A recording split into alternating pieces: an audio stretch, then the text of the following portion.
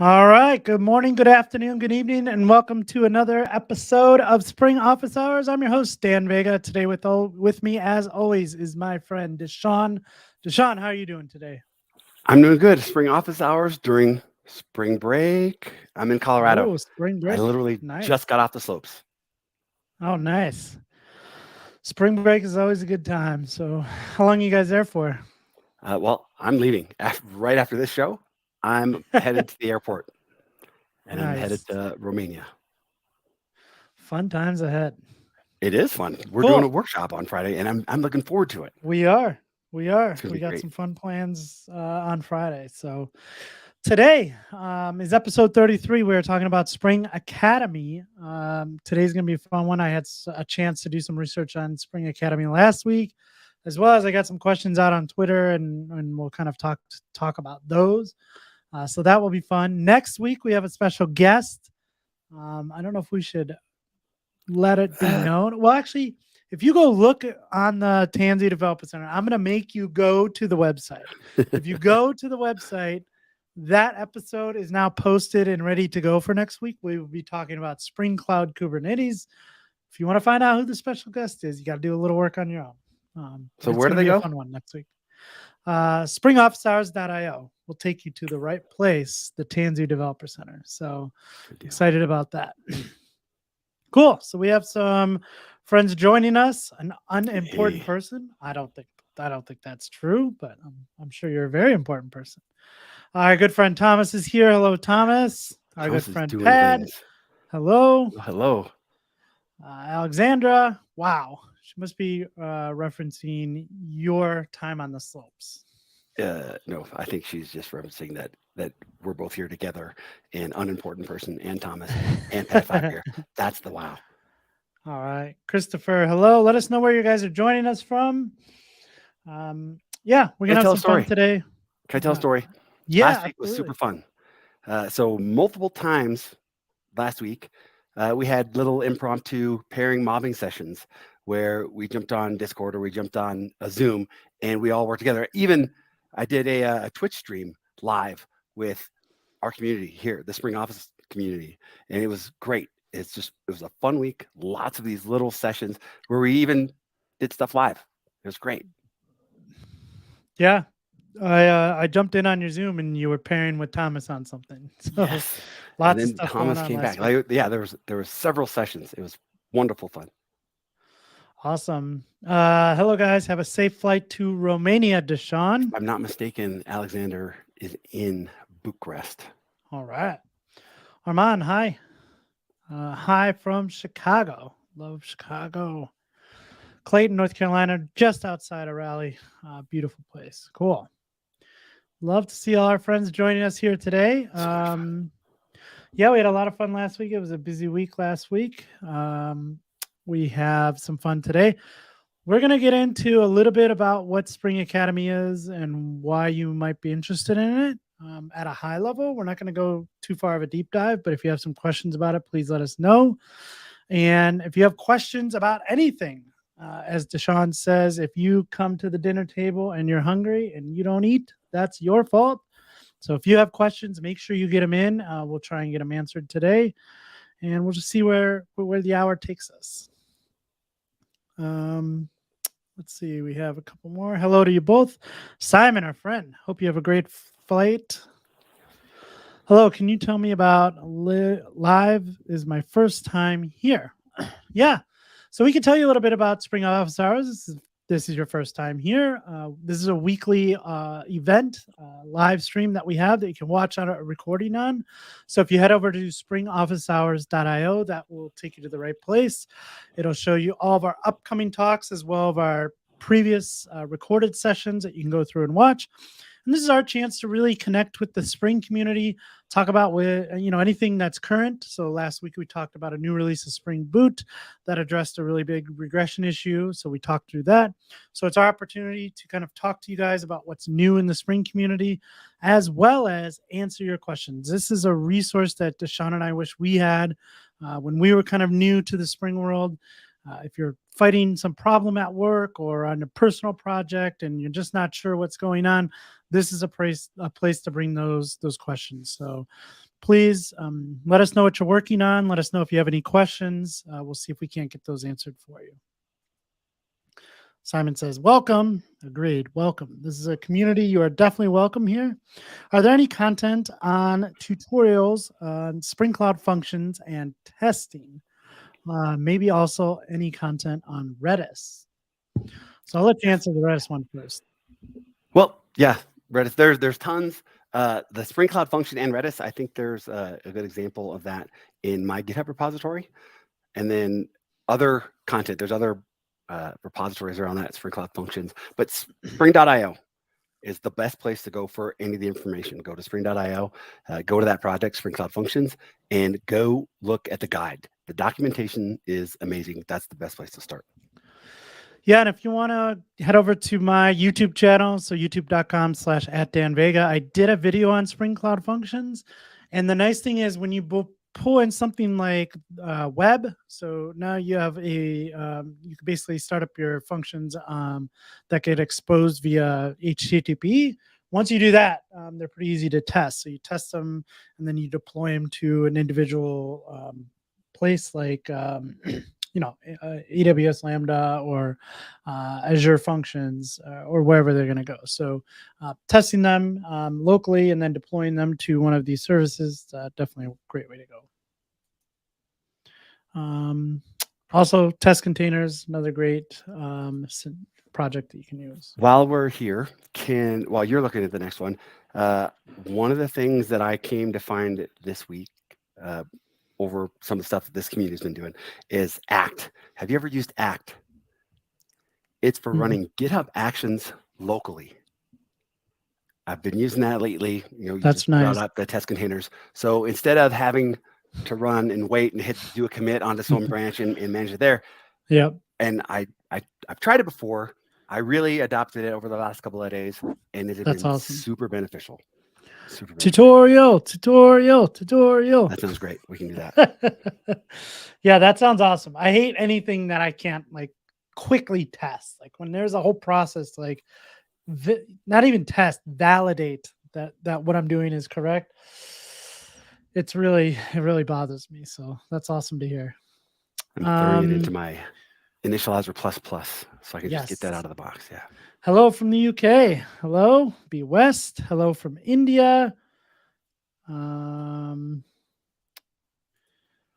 Sorry, I'm from India and I see your videos regularly. That's awesome. Here we go. What is happening with Project Reactor? Is it active in terms of adoption in the Java community?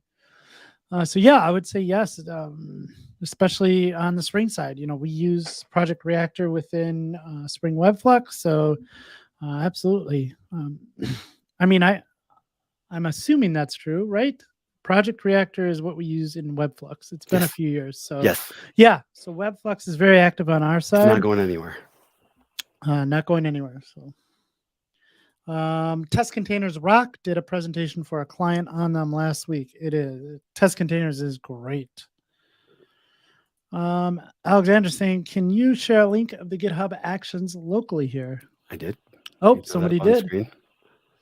All right. Yeah, let's throw that up. So act github.com/nektos/act. Awesome.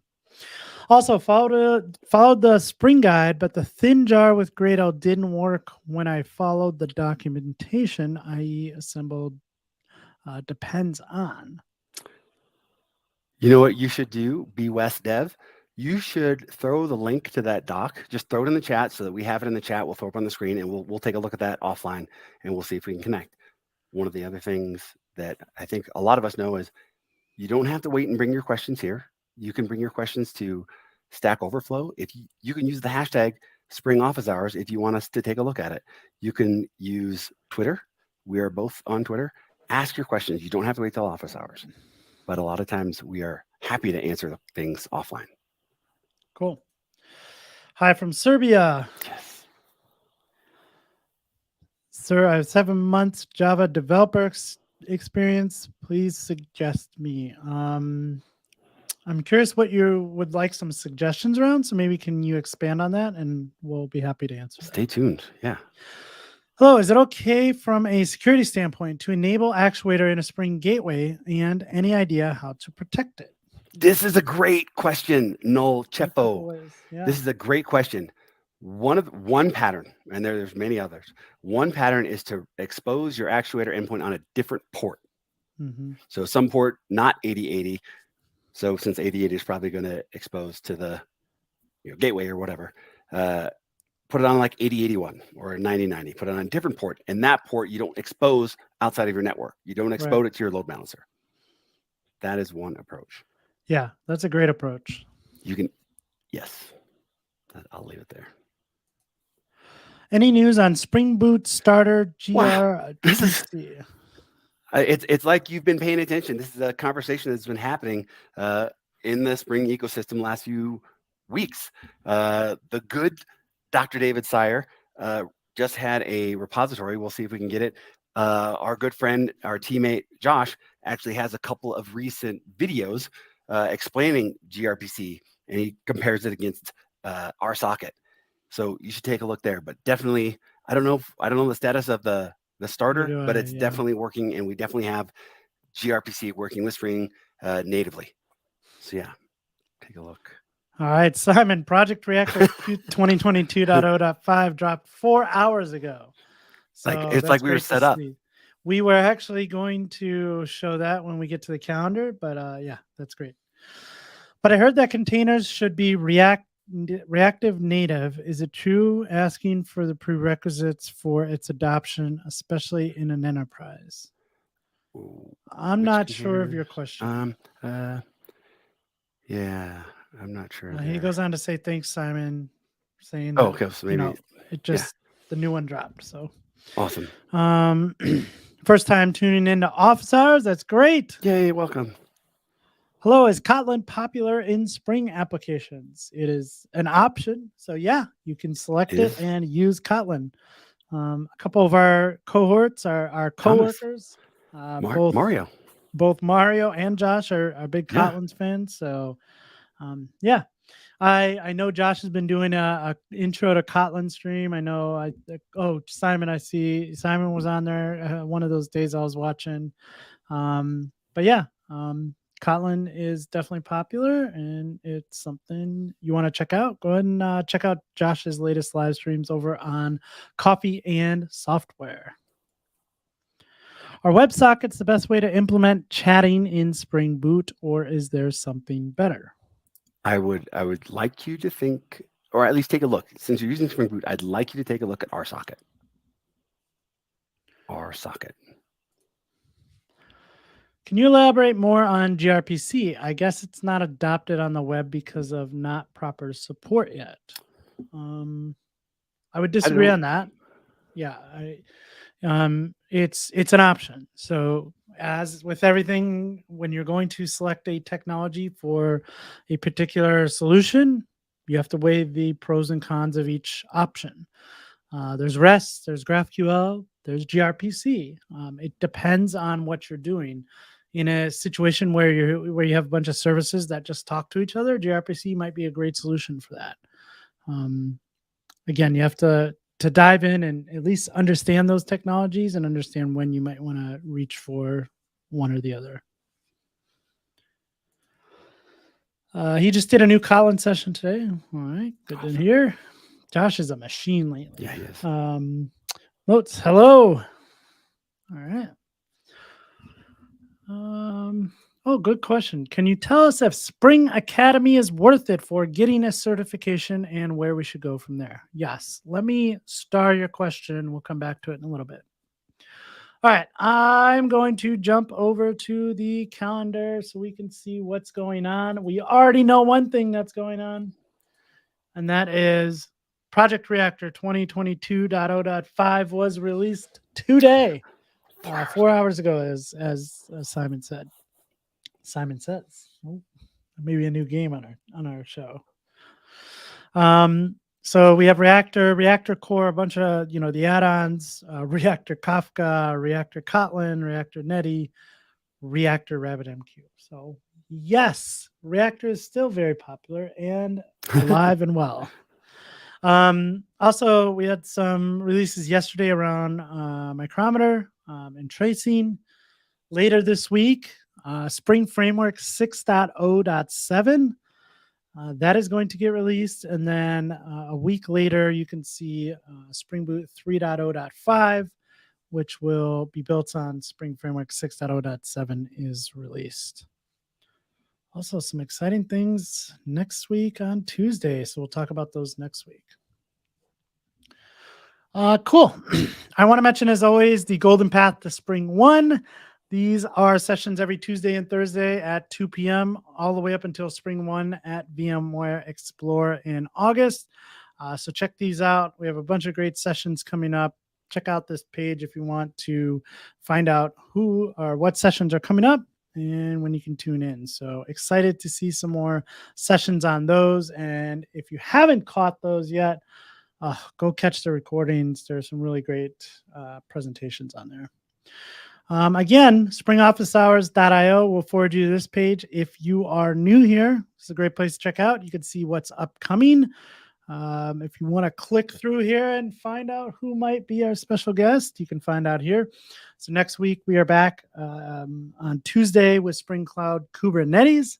So we're talking all things Spring Cloud Kubernetes. And if you've missed a past episode, you can go down here and go and watch past episodes. Cool. So that's all I really had with kind of news. Do you have any news that you want to talk about, DaShaun? Anything you want to cover? No, nothing specific. Proud of this community already. Cool. So I want to talk about Spring Academy. I don't have the tweet in front of me, but a tweet came up last week, and someone was replying to a thread about certification prep, and someone said, hey, I'm really interested in getting Spring certified, but I don't want to pay $3,000 for the instructor-led course. That's just too much for me. And I completely understand that. That's too much for me too. If your company can't kind of foot that bill, I know that's a lot of money. That instructor-led course is a very good one, but there is an alternative now. And I kind of replied to that thread and said, hey, if you didn't know, Spring Academy is out. You can go ahead and log in for free, create an account for free, get access to a bunch of free resources here. There's also a pro tier, which gets you a little bit more access and gives you a voucher for a Spring certification. So paying the $300 pro price, which is a lot less than $3,000, gets you access to everything on the Spring Academy platform and gives you that certification voucher. So now if you've been interested in wanting to get that certification, you can do it for $300, which is really great to hear it. I love this because it makes it more accessible to a larger audience. So I'm excited about that. If you're not familiar with what Spring Academy is, it's a new learning resource. As it says here, learn from the experts, build like a boss. I love that. Right in your face, right when you land on this page. It's on-demand education developed and curated by the world's foremost experts in Spring. So I know DaShaun and I have been asked to take a look at some of the resources that are on here. We've kind of given our thoughts and opinions on it. I know that many of the Spring team members are involved in this project as well. Not only with the current curriculum, but what's coming next in the learning path. So you see Josh Long down here. You will see him in some of the videos. If you go through the at least the REST API course that I went through, Josh goes through a couple things in there. So just a whole bunch of really great stuff. You can see the instructors. You can go through and check out the courses, the learning paths. I would suggest going and creating a free account and then taking a look at this. So that's my Spring Academy pitch, although it's not really a pitch because, again, it's that you can sign up for that free tier. So I want to come back to that question that we saw earlier. Can you tell us if Spring Academy is worth it for getting certification and where we should go from there? So I think we talked about this before, DaShaun, like, are certifications in general worth it? And my usual answer to this is yes, if you can get access to them. like we said, I know some certifications for other programs are a lot of money. And if the company you're working for is not going to pay for it, I get it. Sometimes those are inaccessible to everyone. But if they're accessible to you, I think they are worth getting it. So you have two kind of paths here. One, you need a certification for the job that you have or the job that you're trying to get. In that case, it's an obvious answer. Yes, they're worth it in that situation. If it's not a requirement and it's just something you want to get, and hey, maybe put it on your LinkedIn or your resume for even if you're not looking for another job right now. I do think it's worth it then too, because you get to fill in a lot of gaps that you may have in your current education around a particular topic, in this case, Spring. And it's really hard to fill those gaps when you don't have something something to kind of motivate you to get there, right? DaShaun and I talk a lot about running. Running is fun. We enjoy running. We also we have like an end goal. Like I'm training for a particular race.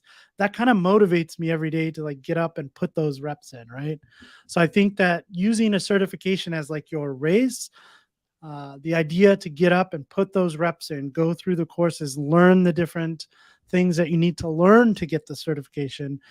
I think at the end of the day, going through that and getting the certification is more important than the piece of paper that you're going to ultimately get with that certification. DaShaun, I'll leave it to you. What are your thoughts on the subject?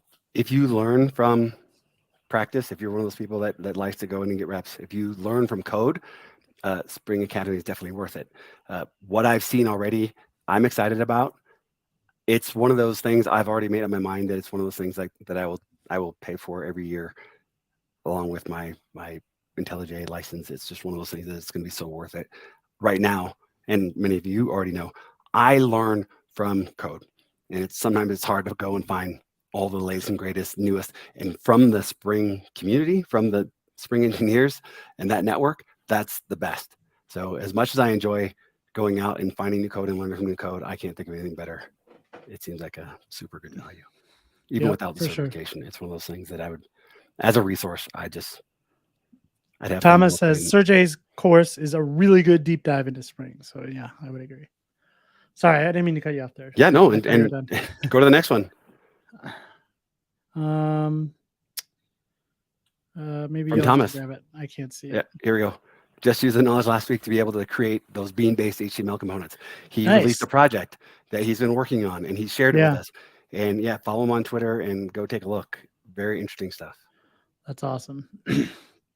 Not sure if you guys heard of CockroachDB, distributed SQL. Is it good or anything better you guys suggest in your opinion? Yeah, it works. It's great. But it's something that I think we should do. One thing, I did work at Redis.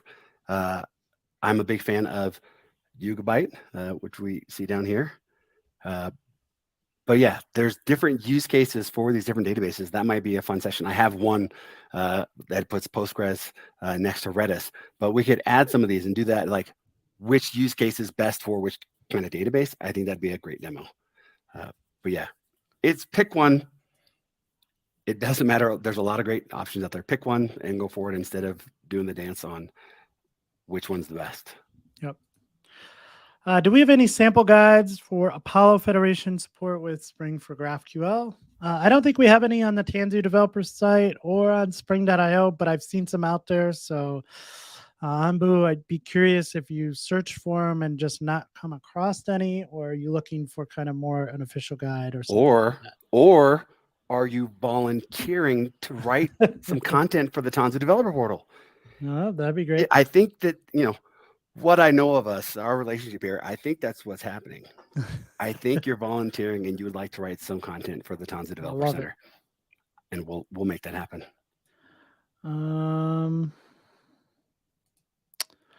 Simon says, depends on your use case. Yugabyte is also popular, but serves different use cases.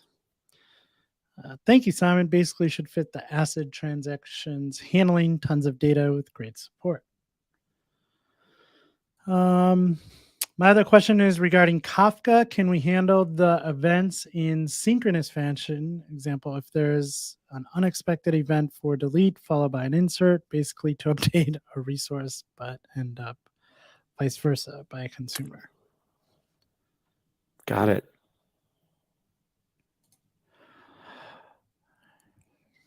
Yep. Are we having the office hours meet earlier or just the adjustment due to time change in the standard time in USA? Yes. Oh We boy. forget that this is not a Awkward. universal thing. Awkward. I had that same problem today because I put the PRs together for the next 2 episodes, and every time we have a time change, we have that universal time, and I got to figure out like what's the offset from Pacific to UTC, and so yeah, twice a year. This is just a mess. Sorry about that. Cool. So those are all the questions that we have so far. If you have some questions, get them in. Also, I don't know, DaShaun, if you saw, not really Spring related, but kind of everything computer related.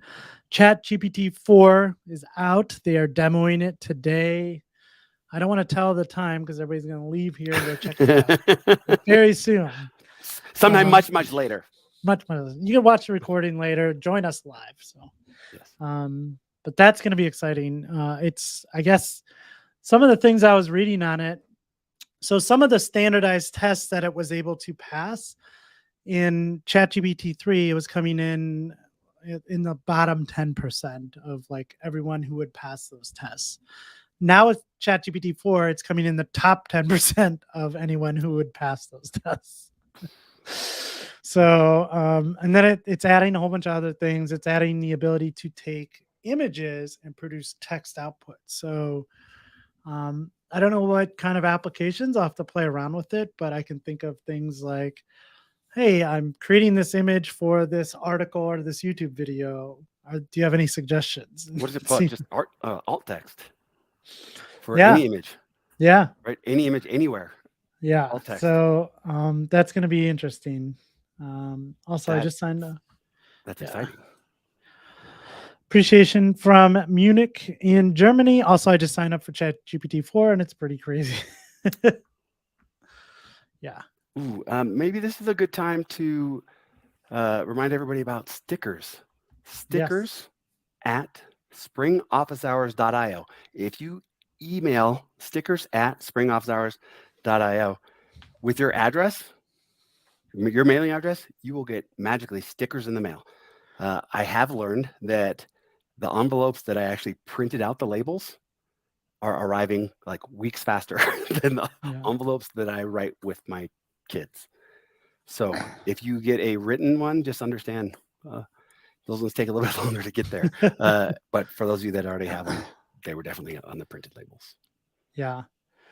Yeah, just circling back to Spring Academy. Again, if you have not had a chance to sign up for it for free, please do that. Let us know your thoughts. We'd love to hear from you. Again, we're both kind of helping out the Spring Academy team with feedback and anything that we can provide there. I had a chance to go through the REST API in Spring Boot course last week. Found it very entertaining and educational. I like the fact that it's kind of a written course and you can go through different sections at your own pace and then do these labs. So these labs are like interactive where they say, okay, go ahead and write this code, and you can write it right there in the browser. You don't have to move to an IDE. So I found that very nice and like interactive so that you can follow along and not only just read something and learn something, but then do it, use that to build what they were talking about in the course. So big fan of that. So go ahead and check that out if you haven't had a chance. I'm going to answer this one real quick. Yes, you can do.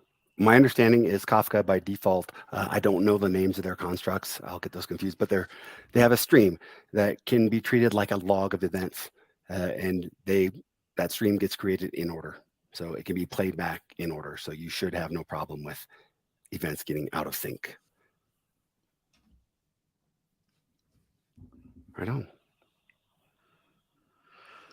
Cool.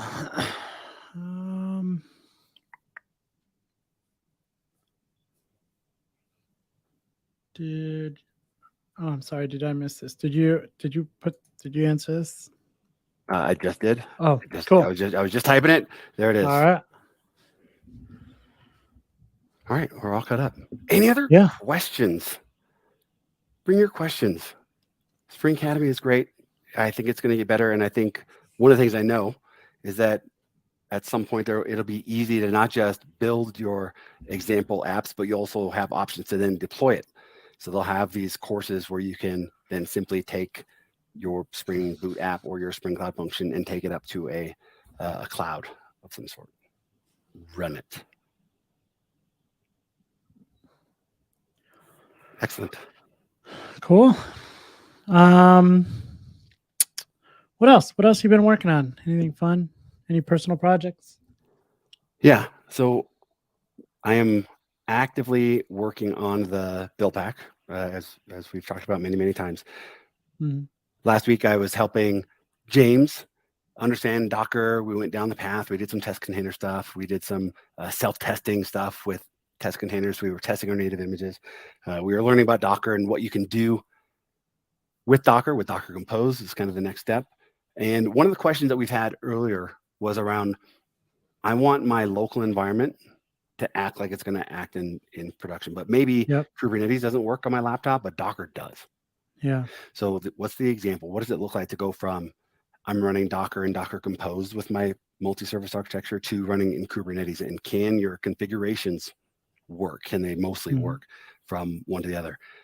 Next week's show around Spring Cloud Kubernetes, I think after that, it would be a great time to follow up and show like, hey, here's Docker, here's your Kubernetes deployment at some later time, and maybe we can talk about Kubernetes locally. But yeah, that'll be a good connect the dots. Love it. How about you? Not Spring related, but I am working on a blog, which is a lot of fun. We had a company day off yesterday, so I was working on my wife's blog. I tweeted out this morning. I said, worked on my wife's blog all day yesterday, and then just cleared off 10 feet of snow off her car today. Who says chivalry in tech is dead? There you go. There you go. So yeah, having fun with that. Using Notion as a CMS, just running across so many like those gotchas, like just running into issues and like having to solve them. It's fun and also at the same time painful. So I'm planning to take the knowledge that I learned from this though and move it over to a Spring. So I've done some Spring and Notion videos before, but I don't think we've ever like built a blog in Spring with Notion. So I'm going to do that eventually. So all this work that I'm doing on the front end is going to translate to the Spring side. So, which Kubernetes distro do you use locally or in lab environments? That's a great question. On my laptop, I run K3S. I run K3S on my laptop, and from there, I'm running Tanzu. I like Tanzu, so I run TKG on the rest of the environments. But on my laptop, I run K3S. And also on my Raspberry Pis, they're running K3S. Everywhere else is TKG. Cool. Yes, you're doing stuff. I think this is a comment about the blog. And yeah, Pad 5. I also work with Docker these days. It's hard not to. Yeah. It's still, I asked the question once, like, would you rather see a Kubernetes apply or a Docker Compose? And overwhelmingly, people wanted Docker Compose over a kubectl or Kubernetes YAML. Yeah. We have a question here on Spring Cloud. From experience when working with Spring Cloud Function, do you find it's best to keep it cloud agnostic, i.e. use standard functions, or use function with AWS proxy event requests, which would make it AWS? That's a great question. Again, the whole idea of Spring Cloud Function is that you can kind of write code in a non-platform agnostic way. The same way that you could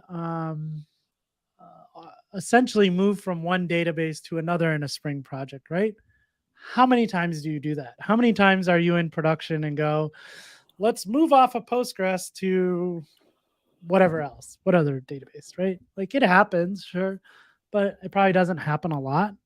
So usually when I'm writing my Spring Cloud functions, I have a target in mind, but I'm just in the consistent environment that I'm used to being in. We talk about this a lot with Spring Shell.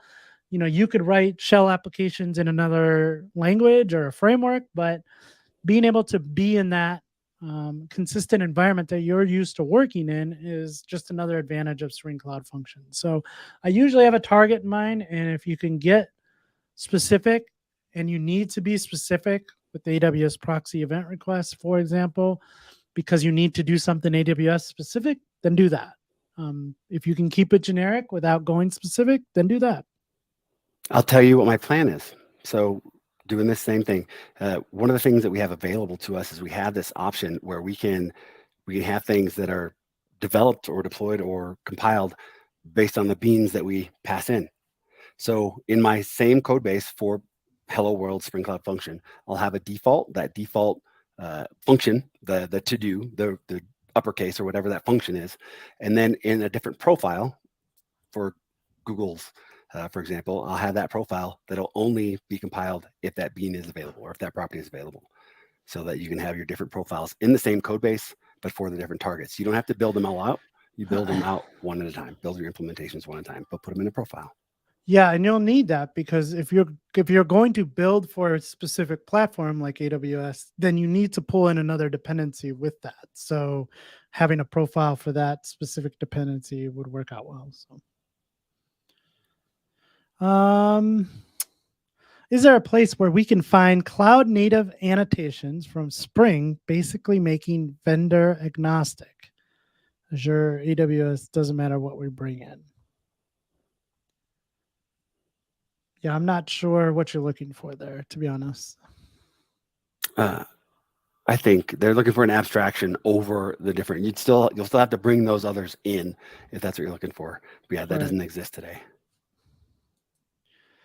How much RAM on your PC to run K3s?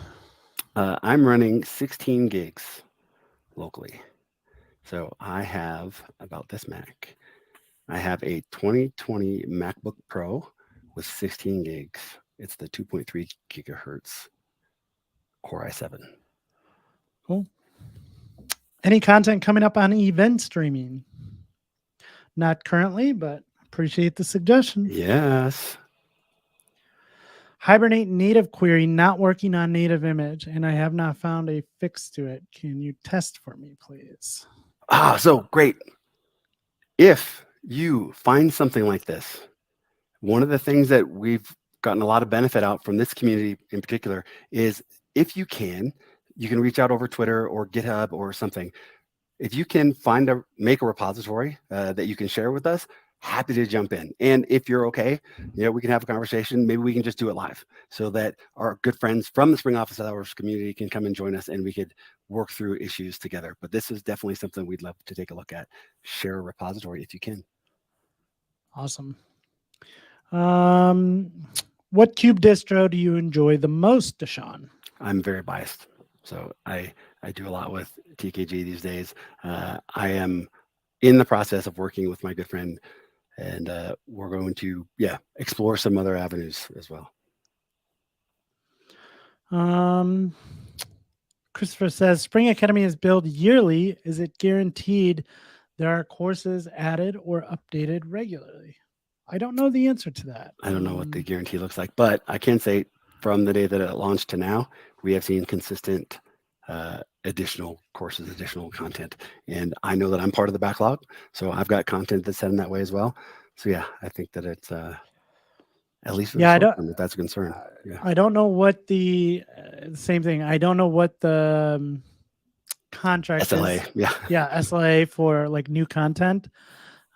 But we are in those discussions, and I know that they're happening. So this is a new venture. So this is definitely something that's getting a lot of attention.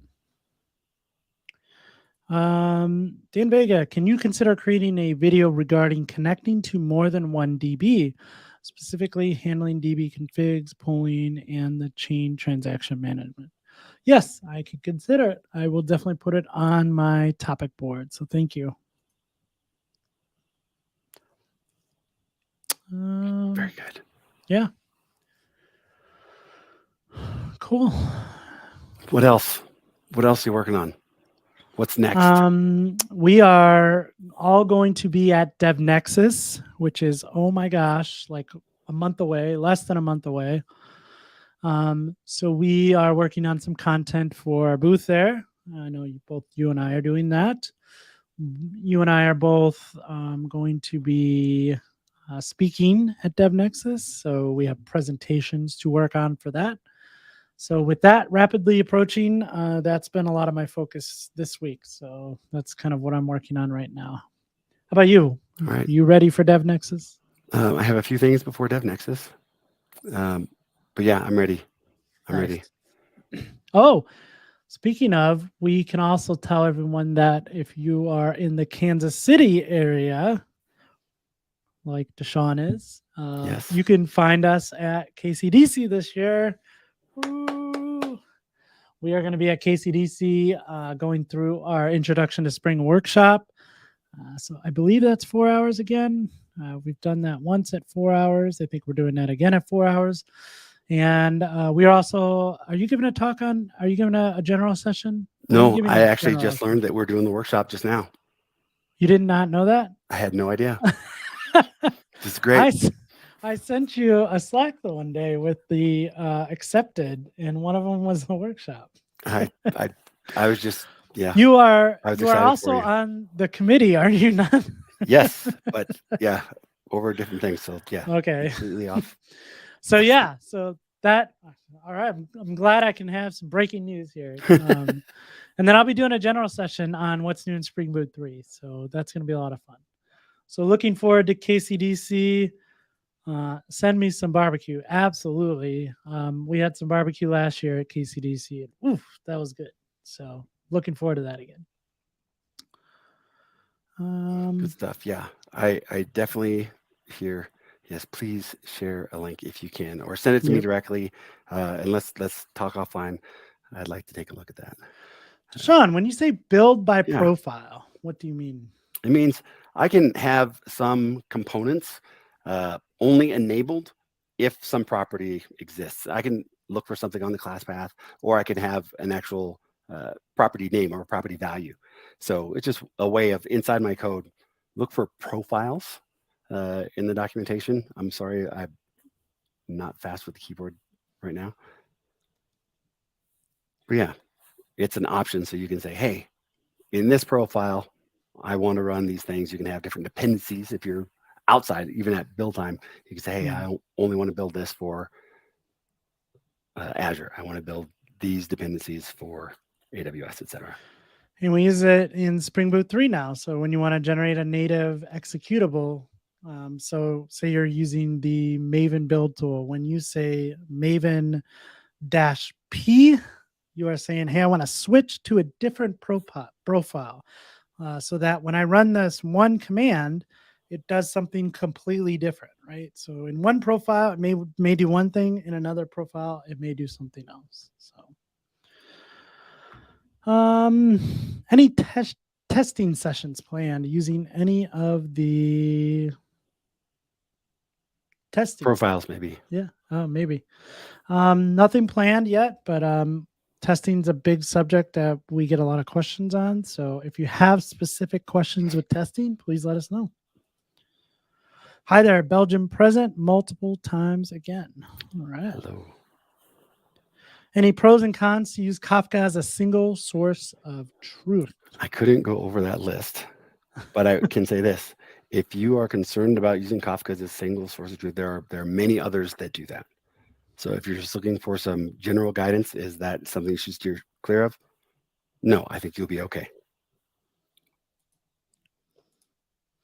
What do you think about Spring Modulith? I like it. If there's a certain place in time where for single person developer, single person delivery, that modulith is an excellent idea. And then when it comes time to extend that team, or you're going to use more than one person, then you can split that module apart really easily, different paths to production, etc. There's definitely a place. I think it's a good practice to start with. Cool. Yeah, I don't have much experience with it, but I know it just hit like version 0.5 or Yeah, something, which the was idea exciting to is see. really it puts in these guidelines, and Mhm. it puts in checks against those guidelines so that you are packaging things properly, not crossing boundaries, so that you can at some later time split it up. Very cool project. Cool. Question: is it somewhere explicitly documented that nested configuration classes in a auto configuration class don't need an at configuration annotation? This makes the beans light. I'm curious to know what you mean by light, and somewhere, somewhere there's a configuration annotation that says, hey, this is where you need to search for bean definitions. So if it's there, and then you have some kind of dependency tree somewhere, there's an at configuration annotation. So I also wonder what you mean by this makes the beans light. So there is a on the at configuration annotation, there is a way to say proxy bean methods equals false. So you're actually not creating a proxy for each of those bean methods that when it needs to kind of wire them together. So you can basically say proxy bean methods equals false, which is not the default. The default is to create a proxy for them. So if you do that, that is lighter than the normal bean, I guess, because you don't have a proxy wrapped around it. So maybe that's what you're looking for. On to a kind of similar path. Yeah. So are you talking about proxy equals false? So that's all I would be thinking about. Indeed. Okay. Yeah. So again, that is an annotation. That is a property of that annotation. So you can say at configuration, um, proxy equals false. Yeah. Cool.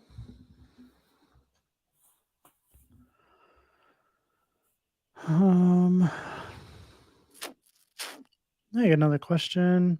What's the best way to test repository custom queries, especially when returning a list? Um, so this is custom queries. So again, yeah. So normally I'm not testing like whatever the repository exposes. I'm not testing those methods. So I have a custom query that returns a list. I'm wondering why you say especially when returning a list. What does that change? Um, I'm I want to make sure that when I call this query, I'm getting a list of things back, right? I'm curious to know why that's an issue. Um, but there are a couple different ways. So you could do, a full integration test on that. So wherever some controller method calls a repository and that controller exposes out the list of, say, customers, you can test to make sure that that's getting created correctly. If you're just testing the repository itself, you can do slice tests on the repository. So I would normally do that and then just validate what your expected results are. So in this scenario, I expect this, and in the not happy path, this is what I expect to happen.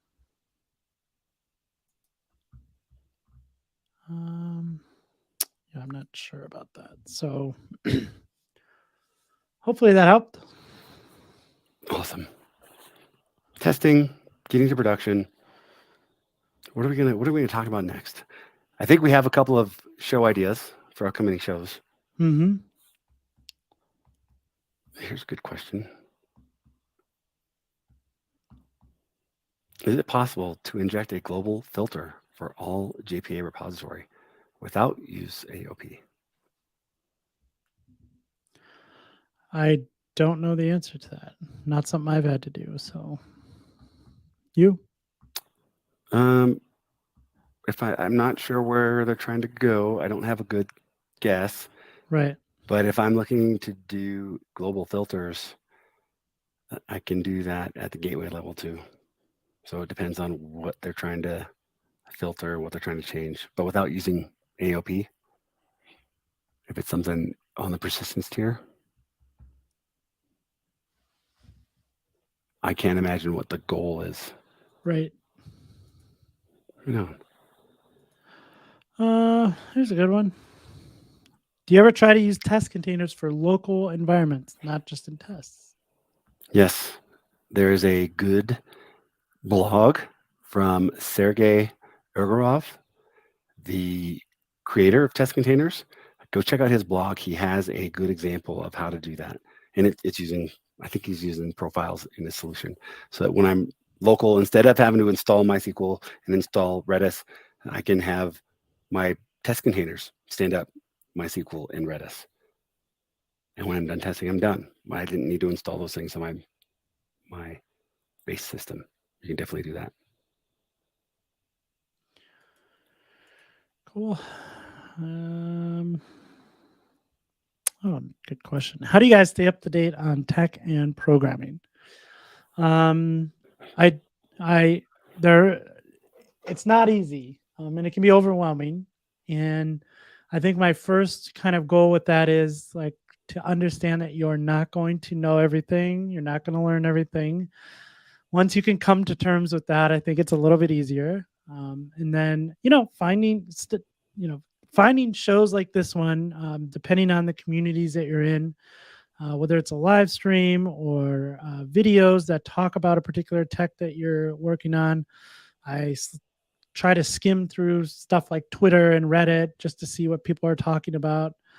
And yeah, I think just like being around the conversations of the things that I'm interested in help me kind of, oh, I heard about this chat GPT thing. Let me go check it out. Just being in those conversations. And, if you talking to coworkers can definitely help too. Maybe having like a weekly meeting with coworkers just to say, hey, what's kind of, I know we used to do like lunch and learns at different places that I've worked at. Those can help as well. So just trying to keep an ear to the ground without with the understanding that you're not going to learn everything. And I actually tweeted about this like a week ago. I said I'm overwhelmed. Like I get to do this I get to do this for a living, learn and kind of talk back to the community about what I've learned. And even I'm sitting here going, I don't have the time for everything that I want to learn. So yeah, I know it can be overwhelming. Oof. I learned from you guys. Just kind of like Simon says, yep. I put content on in the background, especially when I'm working from home, working remote. I always like to have my teammates on another screen where I can hear them passively as I'm working on my daily stuff. But it's always fun. I'm finding more stuff, and like we talked about earlier, Spring Dot Academy is one of those places. I'm spending a lot of time on our LinkedIn, the LinkedIn user group for Spring users. I'm spending a lot of time there, actually looking at the content that's going on there because there's tons there, and also trying to keep our Twitter Spring community afloat and clean. But I've been paying attention. All the stuff that you guys are sharing on the social media, I am definitely digging in, and I'm lucky enough to get to work with you on some of those things because where technology is going, you guys are deciding it. Cool. All right, we're running up against it, so I think we'll do one more question here. I need to use some library to integrate with Kate's API.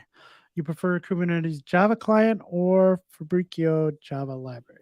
I think you're talking about the Spring Cloud Kubernetes, those clients. Next week's show, we're going to dig into those differences. I actually prefer the Kubernetes Java client.